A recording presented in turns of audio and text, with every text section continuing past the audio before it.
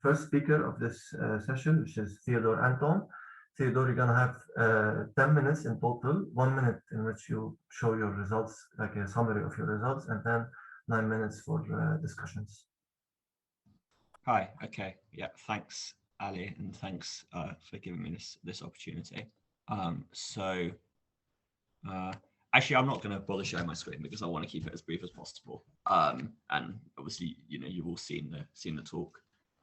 So my quick summary is that what I've been working on and what I talked about is this framework called parameterized post-Newtonian cosmology. So this is a theory agnostic, or a relatively theory agnostic, theory independent, and one can clarify exactly what they mean by that. Independent, so it's such a framework for testing gravity, and it's designed to be used on a wide range of length scales. So from the kind of very largest cosmological length scales down to kind of small nonlinear scales where we have a well-defined post-Newtonian formalism.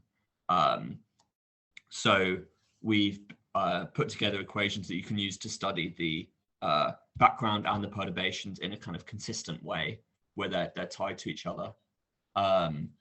And where you can use constraints from, for example, the PPN formalism, where we have very strong solar system constraints to inform your cosmological results and vice versa. But yeah, I think I'll just leave it there and wait for any questions or discussion.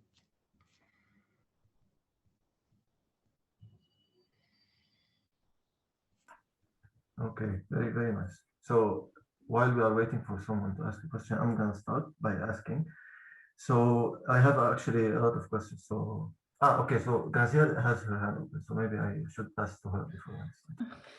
You could go first. That wasn't a problem. Okay. I am working something very similar to you. So at first it was a really nice talk.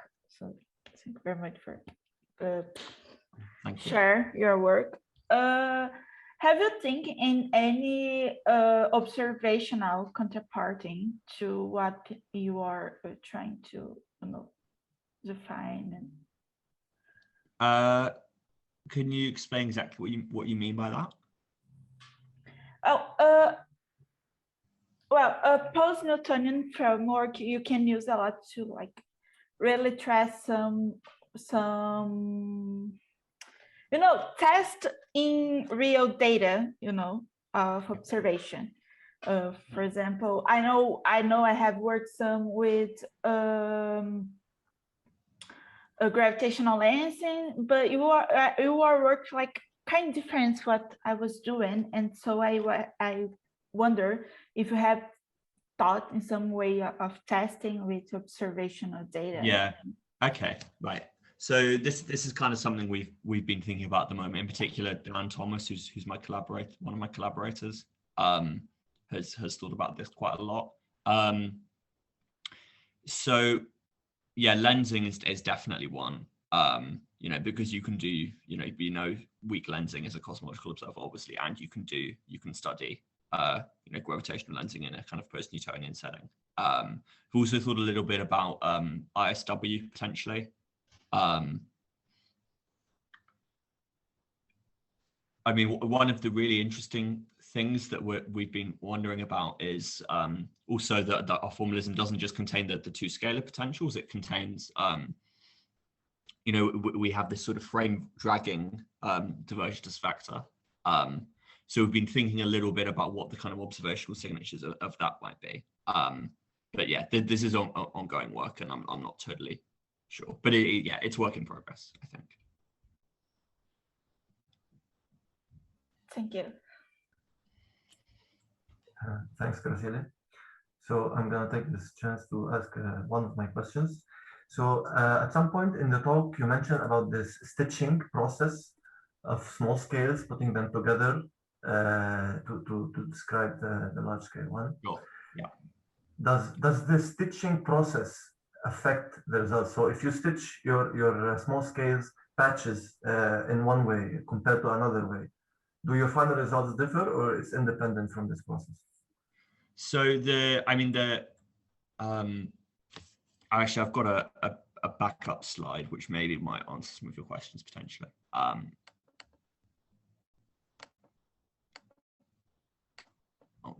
wrong thing. Can you see my screen now? No, I can't Yes. see. You have to switch in the options. Yeah, so at the top of the screen, you have the view options, and there you can go to Theodore's screen share. Yes, thanks. Okay. Yeah. So the way we do the stitching, right, is is the kind of the way that one does stitching in relativistic gravity, right? So you use the Israel junction conditions. So you demand that the two fundamental forms of the surfaces, so the induced metric and the extrinsic curvature, you demand that they're continuous across those boundaries, and that gives you equations that you need to satisfy for example, how the metric potentials are related. One of the kind of the questions that raises, and I think this maybe is what you're getting at, is does it depend, for example, on the shape of the boundaries? And the kind of the short answer is yes, a bit, but not enormously. You would expect probably to see some small numerical differences. For example, if you chose kind of Euclidean cubes as opposed to spheres or whatever. But that's very much a kind of a subdominant effect. Basically, the important thing really is the characteristic size of these patches. So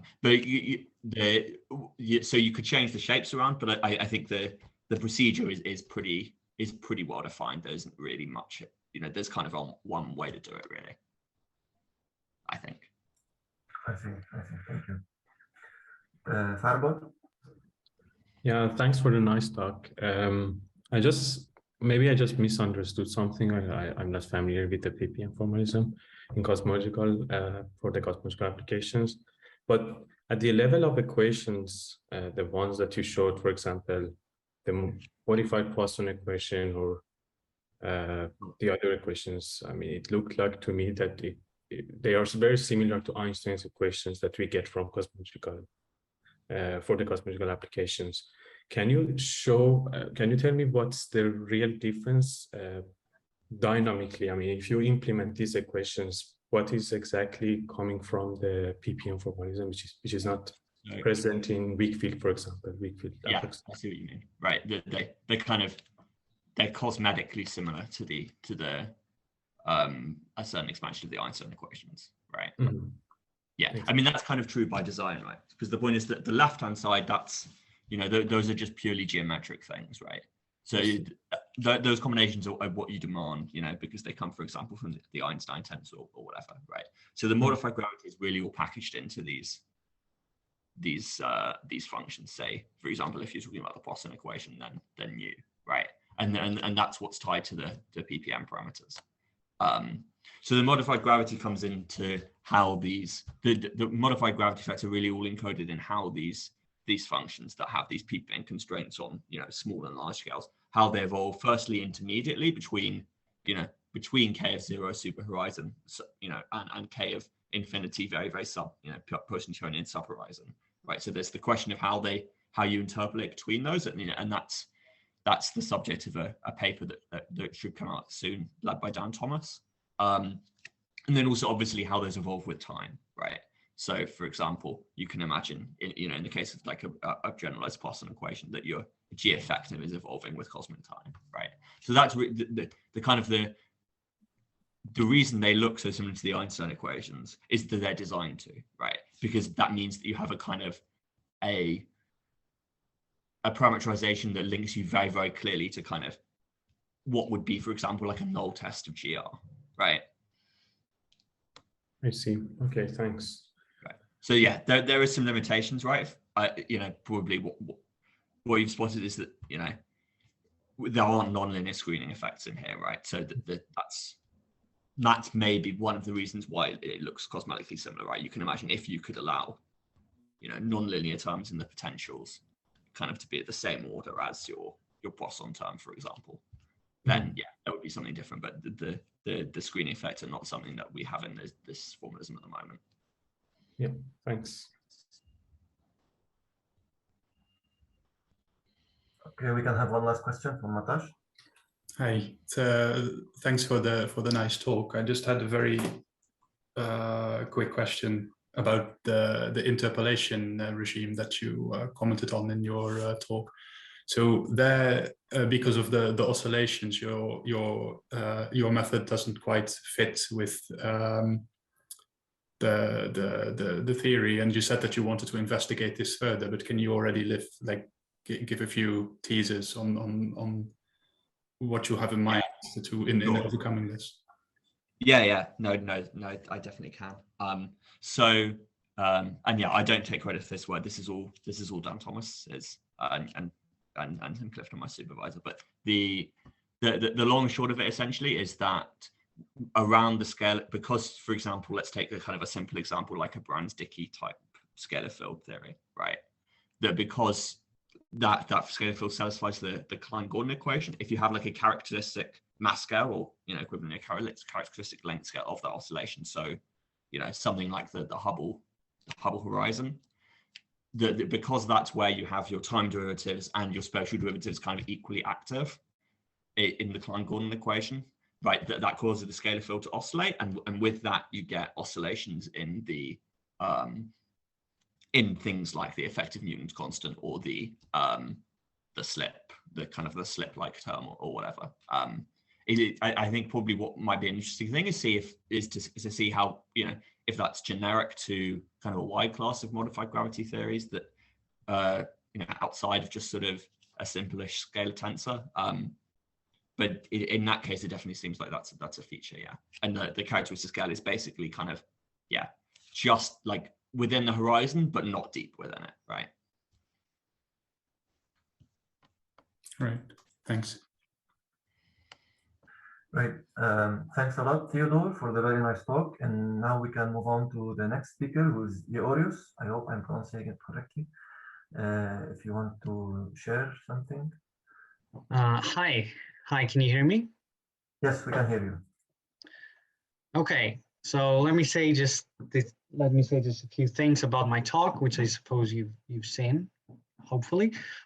So in my talk, I discussed the possibility of having a model that describes scalarization of compact objects, and by scalarization we mean the development of a non-trivial scalar hair profile around black holes or neutron stars, which in this case at least does not correspond to primary hair, but to secondary hair that actually depends on the mass of the compact object, while at the same time having a late time cosmological attractor to general relativity, which is something you want. And this is a challenge with all these models, which usually end up having an energy density that blows up in the dark energy dominated era. Yeah, so I mean, I don't want to say much more. If you have any questions, please go ahead and let's discuss this. Thank you, Eorius. Natash? Hi, thanks again for the nice talk. I had a question basically about how you parameterize your model, because you say that it is either like motivated by Horndeski, or it is sort of like one of these like subspaces in the whole of the Horndeski space. And yeah, usually when people talk about Horndeski, they give this parameterization in terms of all these relative coefficients. So like the whole Horndeski space is like there are already places that you can exclude by experiment, right? And that puts constraints on these sort of parameterization parameters. And sure, yeah, you don't really mention this. So in what sense does your model fit in this larger framework? Okay, yeah. So first of all, the model I'm considering here includes that Gauss-Bonnet that Gauss-Bonnet coupling of the scalar filled with the coupling of the scalar filled with the Gauss-Bonnet invariant. So this is very important. Otherwise, you don't get spontaneous scalarization. And it is non-trivial to derive that term from the Horndeski action, but it is possible. There is a combination of the parameter of the functions that appear in the general Horndeski action, like G2 and G4 and G5, etc.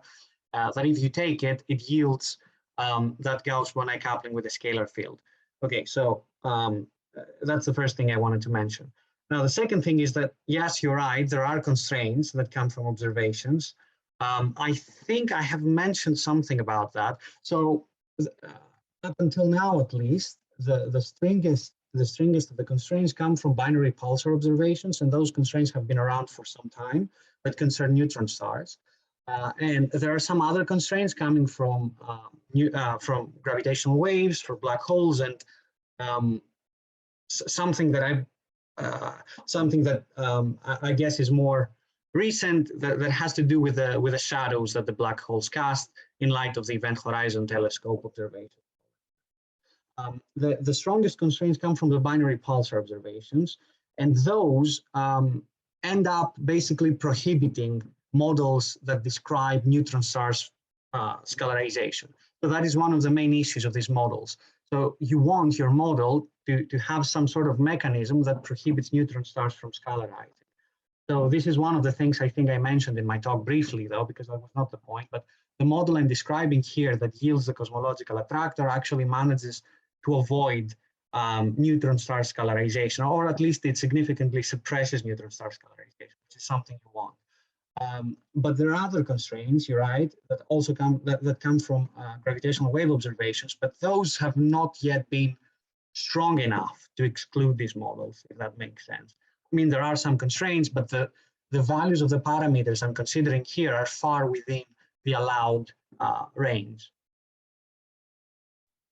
I mean, I could give you some numbers, but so for example, in this case, I have I don't know if you have my slides in front of you, but I had two parameters, one that I named beta, and that was the coupling of the field with the Ricci invariant, and one that I named alpha, which was the coupling with the Gauss-Bonnet invariant. Yeah. Alpha, so beta doesn't really have constraints in the case of black holes, at least as of now, but alpha has, so it can go up to like something 10 kilometers in the appropriate units. But still, the values I'm considering here, and the values that yield scalarized compact objects here are well within that range.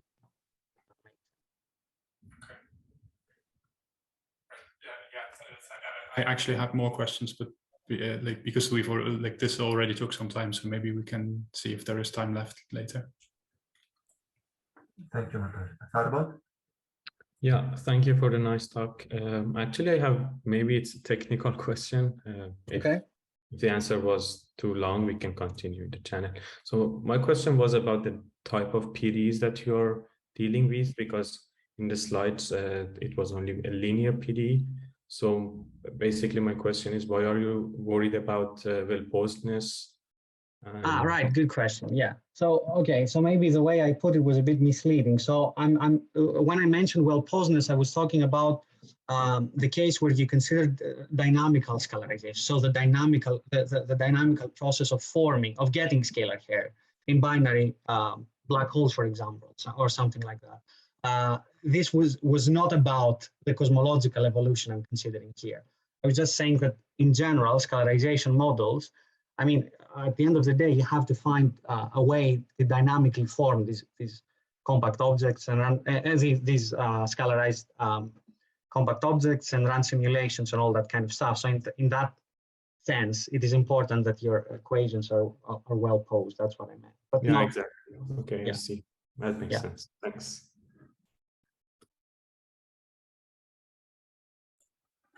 Okay, while waiting for someone else's question, I'm going to ask one. So, do you think that this scalarization that happens, is it related to an even coupling to the Ricci or the Gauss-Bonnet scalars, or because you showed in the minimal case you have the phi squared, but can you go even to a higher even powers of coupling, or that has nothing to do with it? Yes, you can totally do that. So this is the minimal case that allows for GR to be part of your solution, while at the same time getting non-GR effects in the strong field regime. But you can just as well add higher order corrections that are higher order operators in that sense, which when you consider realistic scenarios could be important, but for the purposes of demonstrating some features of the theory, we have not considered them here. But yeah, you can totally do that. But yeah, so for example, there are in order to get spontaneous scalarization, there are two conditions, right? One of the conditions is that there's some value for the scalar field for which the derivative of that coupling with respect to the scalar field vanishes. That ensures that GR is part of the solution. So for example, an exponential coupling, so if you had exponential of phi times the Gauss-Bonnet, then this coupling does not satisfy that condition. You can get scalarized black holes, but not in the context of spontaneous scalarization that's connected to GR. So spontaneous scalarization essentially means that when you exceed some compactness threshold of the object, you spontaneously develop scalar hair. It's like a phase transition.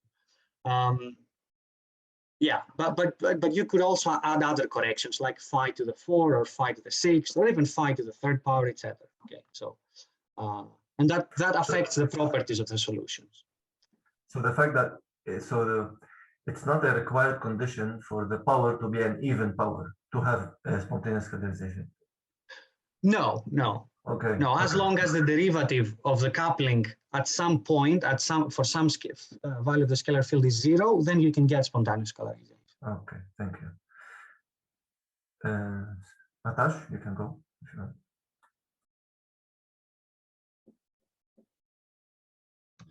Yeah, so sorry. So just one quick question. Did you also look at? I mean, you mentioned you mostly mentioned the black holes and compact objects, but are you also planning to look more to like what's impact this model has in your for other cosmological perturbations? I mean, you mentioned the equation of state parameter, but do you have like things like structure formation or?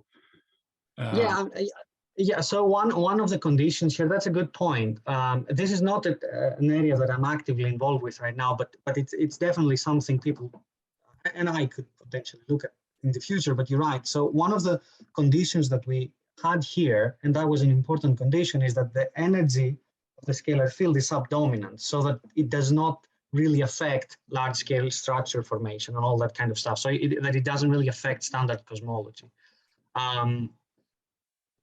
So this is only considered in that prism. So, but you're saying, what if you disregard that condition and you consider other kinds of models that are not necessarily, I don't know, agree with lambda CDM? Is that what you're saying? Well, either that or like so in this particular case, you mentioned it doesn't affect structure formation, but maybe there are other like observables that where this model does have a large impact, like gravity, like weak lensing, or so I'm not an observations guy, so I'm not really sure what all the constraints there are, but maybe it is something that is interesting to look at. Because, yeah. You're right. Yeah, I haven't really thought about that, but yeah, that could be something to be considered. Yeah, effects on other observables. Yeah.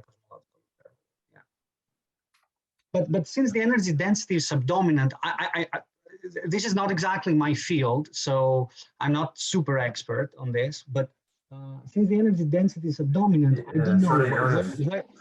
I'm sorry for the interruption, but we've already surpassed the 10 minutes. But this is a very interesting discussion. We can continue debate maybe after in the informal discussion session. Yeah, of course. Thanks again for the very nice talk. And now we can move to Eileen. Yeah, hi. Thanks a lot for giving me the opportunity to speak and to present my work. I would like to share my screen. So I hope can you see my screen? Yes, we can. Okay, you have to cool. switch options if you can. So as a short recap of my talk, so the motivation for what I was working on was to look at Etherington distance duality violating theories, and the consequence of such a violation would also be a violation of the surface brightness conservation law. And in GR, you know that, the surface brightness should be conserved, but for an Etherington distance duality violating theory, this is not the case anymore. And as an example of such a theory that does violate the Ephering distance duality, we considered the so-called area metric spacetimes. And just as a short recap, this concept comes from general linear electrodynamics, and with solutions found in a constructive gravity program in a weakly birefringent spacetime, and one can see that that there exists a Ephering distance duality violation, which is proportional to a Yukawa potential kind of term, and thus also a surface brightness fluctuation. And we wanted to, well, find the according spectra for this kind of surface brightness fluctuation, and also compared it to something that might already appear in the classical level, and for instance, intrinsic alignment. And there we considered a linear intrinsic alignment model, and studied how size changes and due to the tidal fields of, I don't know, some source might cause surface brightness fluctuations on an intrinsic level already, and which is kind of kind of the proportion. So this is a kind of a symbolic equation,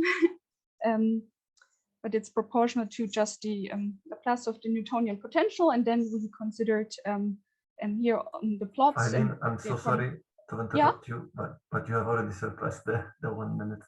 So I think I'm so sorry. No Okay, worries. I'm sorry. I think now we can start with the questions. So as long as the slide here, people can follow already. So Matash, if you want to go ahead. Eileen, thanks for the very nice talk. I just had I have a question, but I'm not sure if I can phrase it correctly in one go. So I may need some iterations. The thing is basically that. What you've done here is you said you've modified your model from GR by using this area metric, right? And so basically what you're doing is you have the electromagnetic field, and you impose certain equations of motion on this field, right? Like, so you fix your matter equations of motion, if you like.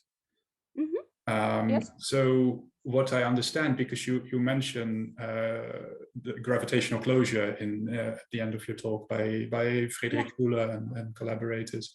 What my understanding was of gravitational closure is that once you modify or once you impose certain matter equations of motion, those actually fix also the geometry on which this matter propagates. And so does this would this also have consequences just for because here you've mostly considered the matter, as I understand it, but for your expressions for your surface area, what are the names? Co-moving distance, co-moving angular distance, that sort of thing. Would that have observational consequences? Basically, like your entire geometry is different because you've modified the underlying matter. Yeah, exactly. Thank you very much for this question. I discussed about this with my supervisor a lot. Actually, to make this fully consistently, you would also kind of use this gravitational closure program and start from an area metric and find according cosmological solutions for this new kind of meta theory. And actually people have already done this.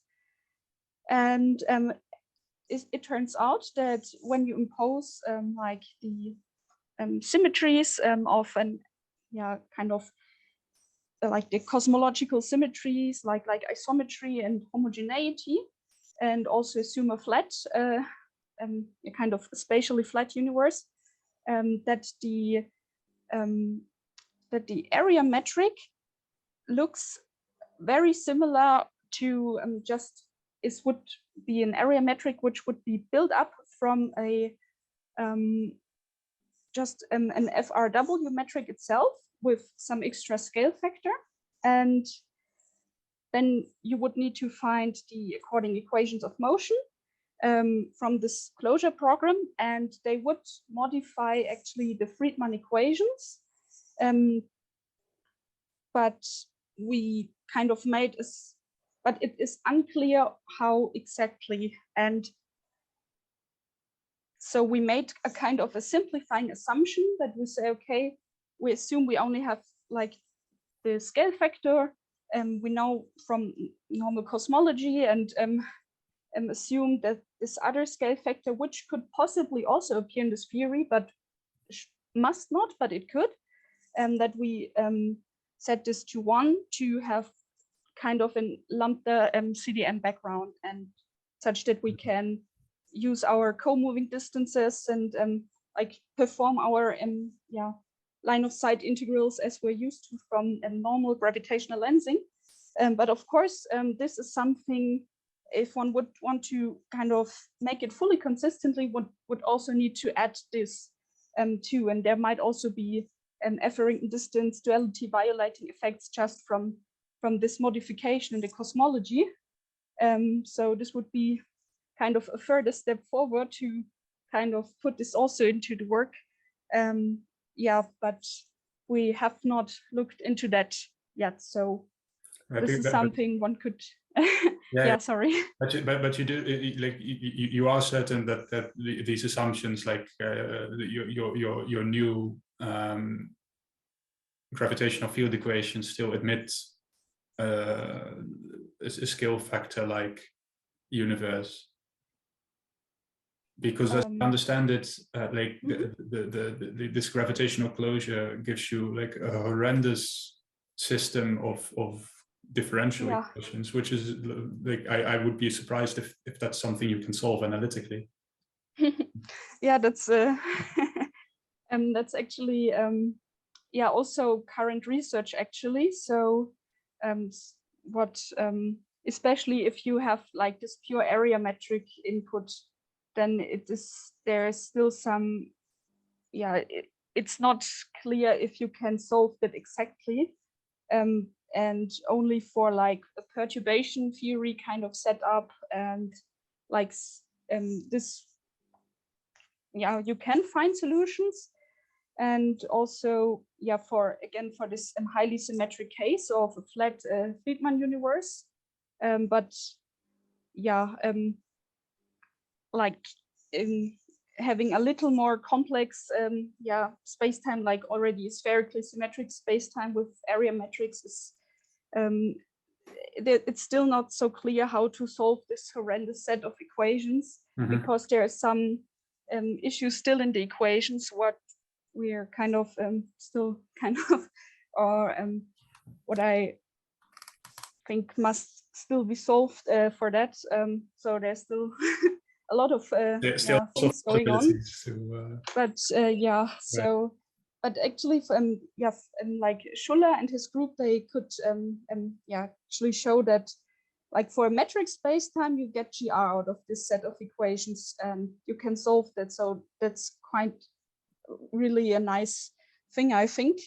And so I think it's really worth studying if you have extensions from this metric space-time, to see if it is possible to solve those equations somehow, to get also different kinds of solution. Right. Sorry. Yeah, cool. Thank you very much for your answers. Yeah. So we have, thank you for the question. some time for one last quick question. Yeah, sure. So my question will be very short.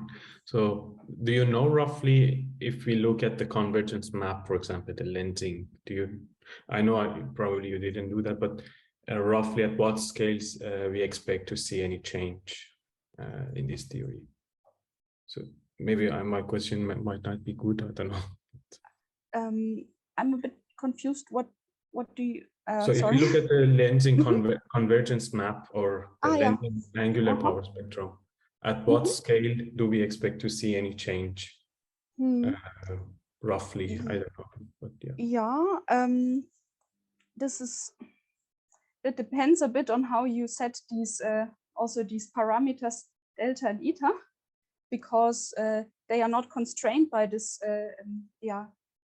constructive gravity theory. And what we did here is we assumed that they are very low and kind of on scales of like multiple Hubble lengths. And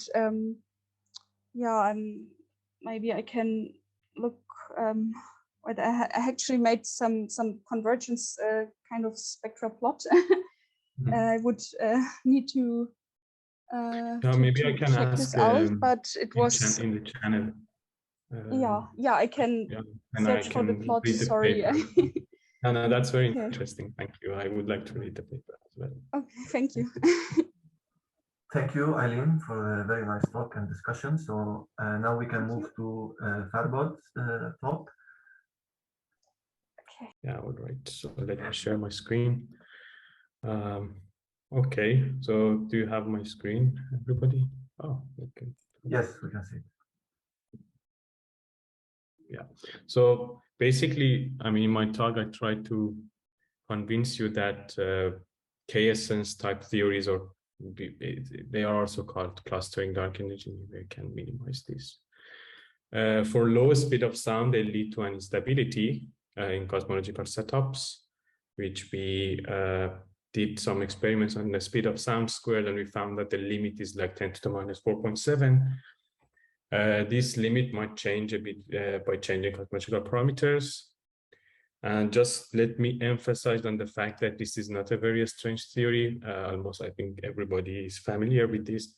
You can think of it as a K-essence type theories written, I mean, within some approximations, or you can think of it as the EFT language. And this language is implemented in EFT camp, high class. Maybe you recognize alpha K parameter. And also you can think of it as a fluid with which is implemented in class and camp codes as W naught, WA, CSS squared parameterization. So these are all equivalent. And my point is that low speed of sound leads to an instability, or a large alpha K, basically a very similar thing. Yeah, that's it. Thank you, Farbod. So questions, anyone? Visharit? Yeah, Go ahead. thanks for the talk. Can you do the same for cubic Galilean? We are trying to do, actually. I mean, the difficulty is that we have to first write down the nonlinear equations up to the order which is relevant, I mean, within weak field approximation, and we are doing that with my collaborators. Yeah, that's the project. That's an ongoing project. Yeah. We expect to see the same instability because of the K-essence part, but we don't know yet. Thanks for that. Yeah, thanks. So I'll slip one question. At some point during the talk, you mentioned this gradient pi to squared term, one of the nonlinear terms that is the most important one. Mm-hmm. And it had in the parenthesis, like, can you set this parenthesis to 0, ending up with a relationship between CS squared and omega, and then somehow controlling the instabilities, or is it too much, ad hoc? Good question, actually. I have to look at the equation. So I think in principle it's possible, but I have to find the equations first. Okay, share.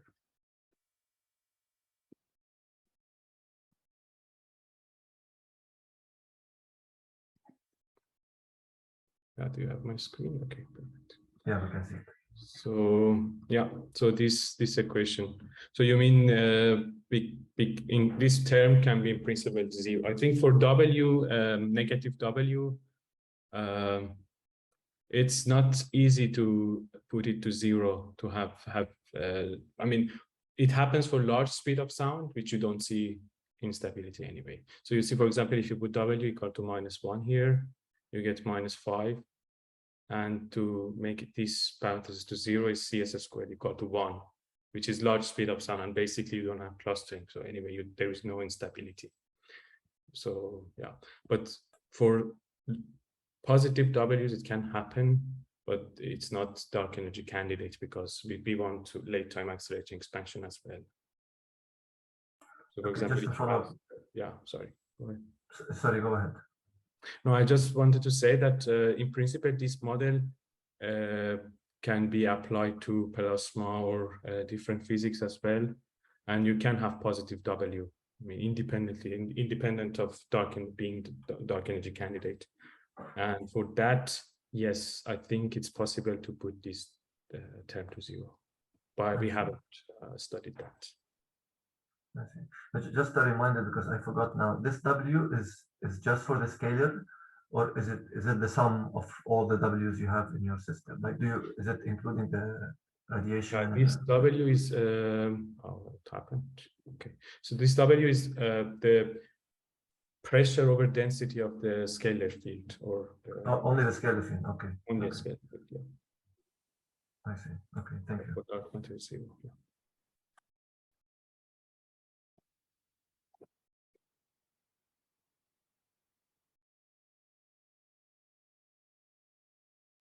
So in the meantime, I saw a very interesting discussion on the channel between Alphystis and Farbod. I don't know if you would like to maybe elaborate a little bit on the discussion that was going on there concerning the 2 questions. For example, the first one, could you even add higher order effect? Could higher order effects change these results that you had? So maybe Farbod, you can. Yeah, I think it's related to the question which Arit also asked. So the question is if the covariance theory also has this instability or not. So by covariance theory, I mean if you solve the full equations instead of within the EFD approximation. We think still yes, because it's an ongoing project as well. So we are trying to solve the full nonlinear equations, which I think it goes up to 4th order. So it's a 4th order nonlinear PD. We are trying to solve it and see whether it blows up at the same time as the EFD approximated equations. Our preliminary results show that yes, it blows up, but we haven't published it yet, or I mean, we have to test it more. But I think Vicharit's question was very important. So whether this instability exists in the UV completed theory, this we don't know. I have no idea about it. It's a very important question, I think. Can I ask some more questions? Sure, go ahead. Yeah, so you were saying that the sort of instability is coming from that nonlinearities, right? The Laplacian of pi squared. And suppose I flip the sign of that term, would that change any result? Because I saw the minus sign in front of that term. So I thought if you change the sign for some reason, then would the instability still happen? Oh, you mean the sign of the term which appears in the equation? No, actually, this is a very strange term in the PDEs, which we weren't aware of. In fact, if you think of the wave equation, if you change the sign, the behavior of the equation completely changes. So from wave solution, you get like the blow-up solution, like the exponentially increasing. And usually in the PDEs, it happens that if you change the sign, the behavior of PD completely changes. But here, it doesn't change the behavior of PD at all. So the sign only turns the blow-up in the minima to the maxima. So instead of a blow-up in the minima, maxima blow-up. So it still blows up. Okay. Yes, I mean, it's a bit unfortunate, but yeah, cannot be avoided. Yeah.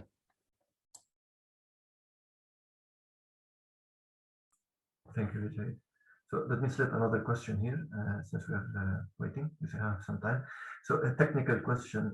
In the equations for pi, the evolution equation for pi, you have the total derivative and the partial derivative. But the total derivative, what does it depend on other than the partial derivative? Like, what are the other things that pi depends on that also varies tau? So what do you mean exactly? You mean by total? Ah, okay. You mean this Laplace? Okay. Afterwards, you had the evolution equation after assuming the spherical symmetry and Exactly this one. So you have the total derivative with respect to tau. Okay, so this is just a typo. I mean, it is okay. basically a 1 + 1D equation. Yeah, I didn't notice, sorry. So Okay. that's the same, basically. It's the derivative. Y is only function of time and r, the radial coordinate, and so and the same thing for the dr also, the last one. Yes. It's also a partial derivative. Yeah, everything is partial derivative in 1 Okay, plus. I see. Okay, thank you. We have gradient in 3D, but in 1D we have only derivative with respect to one component. Yeah. So it's basically partial derivative. I see. Sorry, I didn't. No, it's okay. And just very final quick question. Why 4.7? Why CS squared 10 to the minus 4. Why 4.7 exactly? Yeah, that's a good point. I think it depends on the. So there is an estimation of why this number. I mean, the CS squared. You can do some back of the envelope calculations and see that it goes like the amount of potential wells. It goes like the magnitude of psi, and with a coefficient, and psi is like 10 to the minus 5 basically. So that this value comes from that. So basically, it's a cosmological bound on this CS squared. Yeah, I see. Thank you very much. Thank and now I think we can move to the last talk of the day or evening, depending on you are. Hashim, if you want to share.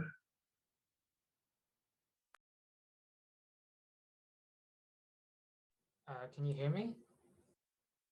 Yes, we can hear you. Okay, good. Yeah, so I'll also go quite quickly with the reminder, but basically in my talk, I introduced HiCola, which is a fast approximate simulation code that produces nonlinear matter power spectra that are accurate on mildly nonlinear scales for a wide class of Horndeski theories. And we hope that this code will help enable the first tests of the Horndeski family on nonlinear scales with surveys like LSST. And with HiCola, what we've been able to do is, well, I have talked about two particular takeaways from our usage of it. One is that it looks like the full modified background of the cubic Galilean and extended shift symmetric models are important in having effects on the matter power spectrum. And we've also seen that if you constrain the background of these theories to behave like lambda CDM, this doesn't mean that the power spectrum is very negligibly close to lambda CDM. You can still see some appreciable differences. So that maybe demonstrates the richness of the theory space. Obviously, cubic Galilean is ruled out for other reasons, but so I'm not saying it's a viable theory, but yeah. So those are the takeaways we got, and a paper coming out will explain more of this if you're interested. And you can ask me, obviously. Thank you, Hashim. So now we can take some questions. Chad? You're muted, Chad. I don't know if you... Hello, can you hear me? Yes. Yes. Yes.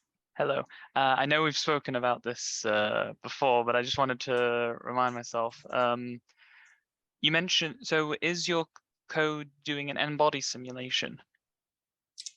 Yes, there's an n-body part to it. So it's a Cola approach to doing numerical and to providing a numerical solution. So it uses a Lagrangian perturbation theory and an n-body part. And the point there is that we are able to then produce results with fewer time steps, but having moderate accuracy. So I can actually show you.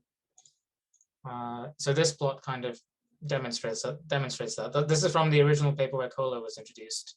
So you can see that Cola in 10 time steps does pretty well compared to Gadget, which is traditional n-body in 2000 time steps. So that's kind of how it works. I'm just trying to figure out, so you're trying to get the nonlinear effects. So are you just modeling sort of your matter distribution as just being sort of n particles in your n-body simulation, or? Yeah, that's right. So the matter, so we have dark matter, so it's not doing anything apart from having gravitational effects. and they're just particles moving about in the n-body part of the simulation. So the LPT, it gives you, for instance, the initial velocities for these dark matter particles, and then the n-body part then gives the total force that is experienced between the particles that then moves them around and corrects the initial thing given by LPT. Does that make sense? Yeah, it does. So this isn't taking into account gas or stars or anything else besides dark matter? No. Not Okay, yet. then. I don't know whether we have plans to extend it. I don't think color codes usually do that. But yeah, at the moment, no, doesn't account for any of those other kinds of effects. Okay, thank you.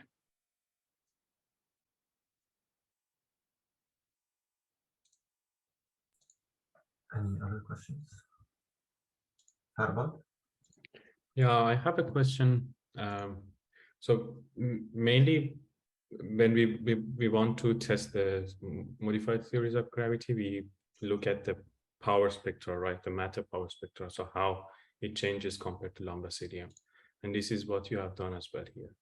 So my question is, if you look at the other interesting quantity, like the potential power spectrum, do you think you would get a consistent result with this, let's say, approximation, because you modify the force, right? Have you tested that, or do you have any comment on that? Let me see if I understand. So did you say comparing this matter power spectrum with the potential power spectrum? No, I mean, instead of plotting P modified gravity divided by PGR, here is the matter power spectrum. Compute the potential power spectrum. So the gravitational potential power spectrum. I don't know if it is computed in Colab, because there is no mesh. Yeah, I think. I don't think it really is computed in that way. That is a good question. So go on. I just wanted to say that if you do weak lensing, for example, or constructing light cones, we need that. Yeah. I'm pretty sure we don't. I'm pretty sure we do not compute this for a Kohler run. Of course, the question is, can we compute it for a Kohler run? And does it really add any significant overhead or anything? I'm not sure. I can get back to you on this. Maybe I'll message you on Slack. Maybe talk to Bill about what he thinks about computing something like that. But I don't think we do compute that. For this, to produce this, we don't need to actually compute that. Yeah, perfect. Thanks. Just a quick follow-up on that. Are you asking this particularly because at nonlinear scales, the two spectra are not directly related to each other? Because I imagine that at linear scale, the gravitational, the curvature should be directly related to the matter power spectrum, or I'm confused. I think in particle mesh codes, yes, because you basically compute the Poisson equations, but these are because this was the approximated methods. That's why I asked. Okay.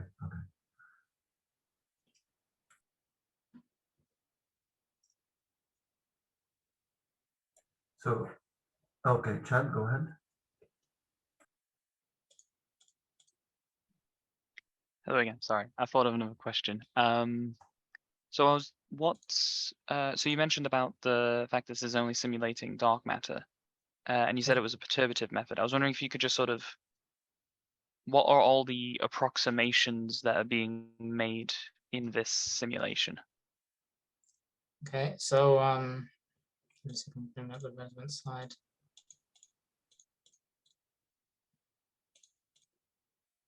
So yeah, I don't think I actually listed it in the presentation, but basically one key approximation we use is the quasi-static approximation, which I guess, fairly typical, although, one might ask, whether it's appropriate.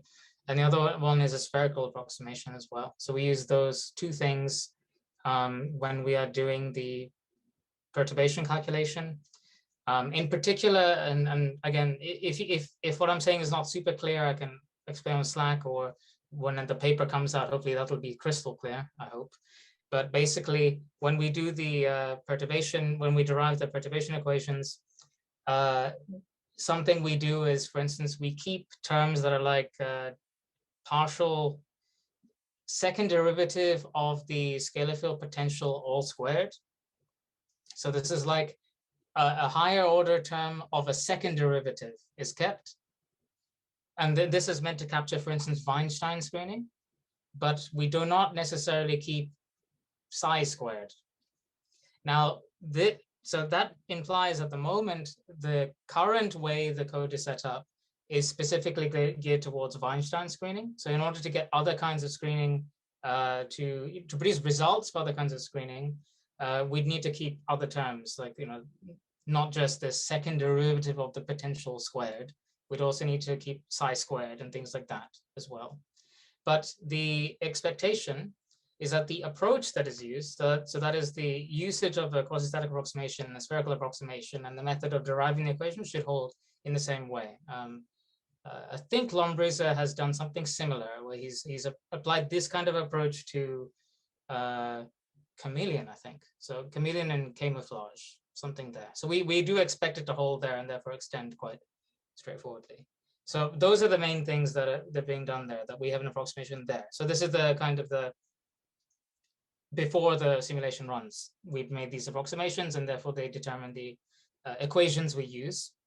In particular, that's how we get this beta and S. So using those approximations, we're able to derive what the expression is for the coupling constant, which determines how strong the fifth force is, and the screening coefficient, which determines exactly how the force goes between GR and not GR.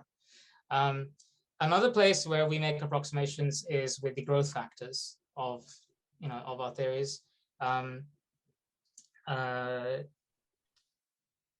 Probably here, maybe here it'll be hard to describe, but basically in the growth factor expression, I'll pull up the reference and I'll post it to you on Slack. But basically, I'll show you I'll point you to an expression for the growth factor in one of these papers. I forget the name as well. Memory's failing me. But basically, there's a B term in it for the full expression, and we assume B is 0 for simplicity. And I think this kind of ties into, if B is 0, then the growth factor becomes scale independent, the first order growth factor. And then furthermore, what we also do is that for the second of the growth factor, so if you're familiar with the mu terms, like you have a mu in the growth factor, we assume that mu2, the second order one, is the same as the first order one. Actually, let me put it this way. The mu that we calculate, so mu1 is equal to 1 plus beta. That's basically what's happened in our approximation. It doesn't have to be 1 plus beta, but it does look like, if you consider a Weinstein screened model, then it will look like 1 plus beta and become scale independent. So that's another approximation that we're using. We do think that there's good support for that approximation, because people like Georgios Valagiannis have done things like setting the growth factor equal to lambda CDM for f of r, and that's not shown to have a massive difference in his results as far as I'm aware. Again, he'd be a good person to talk to about that, but that's another approximation we use, which is relevant on the LPT side of things. But again, the LPT thing is only meant to give you the initializations of the velocities. They get corrected by the n-body anyway. So they're not meant to have a super strong effect on the results of the simulation in theory, especially if you take enough time steps. You mentioned that S controls whether the objects are screened or unscreened. How does it determine that? So S depends not only on the background, but also on the density field. So that's kind of how, that's how your typical screening behavior comes in. So if the local density is too high, as usual. So obviously in the case of a Weinstein screening mechanism, there'd be a Weinstein radius. So if you're within the Weinstein radius, then you will start to see screening. And that's kind of encapsulated by S depending on the density field. So I think you just answered it, but just to double check. So S will be dependent on the theory, is what you're saying? Yeah, it depends on theory, absolutely. So okay. It's not just the density field, but they're also surrounding other objects. So basically K, G3, and G4 do enter S ultimately in various ways. It doesn't look very pleasant, but they do enter. It's that. Okay, so if you have a reduced model, you've written that action down, and you have a G4K and G3, you can just derive S straight from that. Exactly. Yeah. You can write down. I'm so sorry for the interruption. Sorry for the Yes. interruption, but we need to finish officially the session now. Okay. I'm sorry. But of course, if you guys are interested, you can stay here afterwards and keep on discussing. I would like to thank again every speaker for the fantastic talks and for the very interesting ideas that were presented, and also for every attendee for the very nice questions and discussions.